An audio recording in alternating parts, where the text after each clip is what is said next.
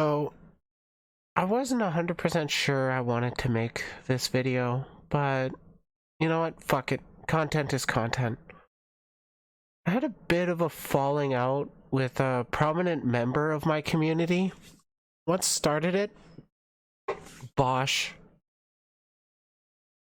I'm not here to bring up... I just sent a speech earlier? What speech?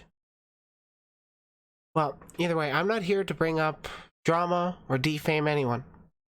The whole situation has got me thinking about how so many people fixate on public figures being perfect advocates, having to live up to every single polished standard.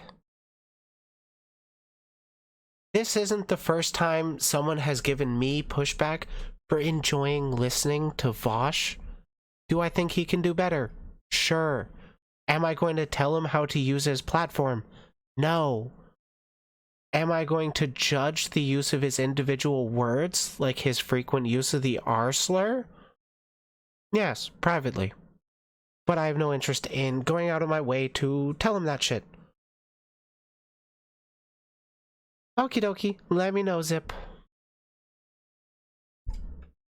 There's just this hyper fixation online of like the things that hurt you only seem to lead to some sort of militancy that pushes people away from the points you're trying to make. Like, is the use of the R slur bad? Yes. Do normies care about the use of that word, or have an idea that it's bad but don't really know why? Normies just don't care, and we need as many of them as possible on our side, because, you know, we want to win elections. And then the normies see people calling for deplatforming of public figures for using the R slur. That's literally the only thing they got. And that's not a good enough reason for normies. Personally, not a good enough reason for me. That attitude is what spawned the liberal snowflake meme that the right wing uses against us constantly.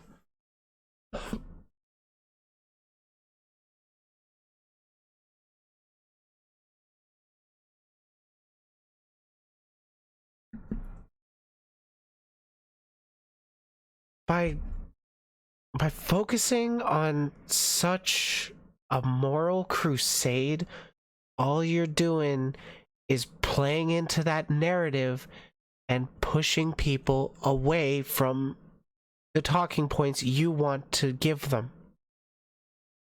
Instead, I listen to the thoughts behind the statements that people make. I listen to how effectively they dismantle the talking points of my political opponents. What is that glitching in my ear? I don't know. But it might keep happening. It did. I don't know if you guys can hear it. Probably not. These are shitty headphones. There is no denying Vosh has influenced my rhetoric, but there is a reason I don't actually use the R slur. With some people, that's not good enough. You have to denounce that word constantly. You have to... I'm not going to get built up on it. You don't hear it? No, that's good. There is no way to snap that word out of use, and currently, I'd rather focus the energy of the online left to push against the rise of far-right powers. You don't fight your enemies by attacking your allies.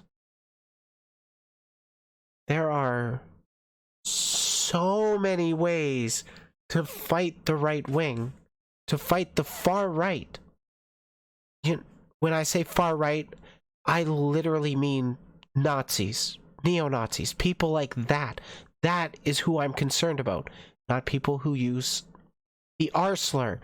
That is so low down on the priority list. It's bad, yes, but there's literal fascists rising, and you're focusing on a word from a leftist. I know a lot of people want their revolution to come, but that takes circumstances beyond our control. We have means to peacefully sway the masses to our side.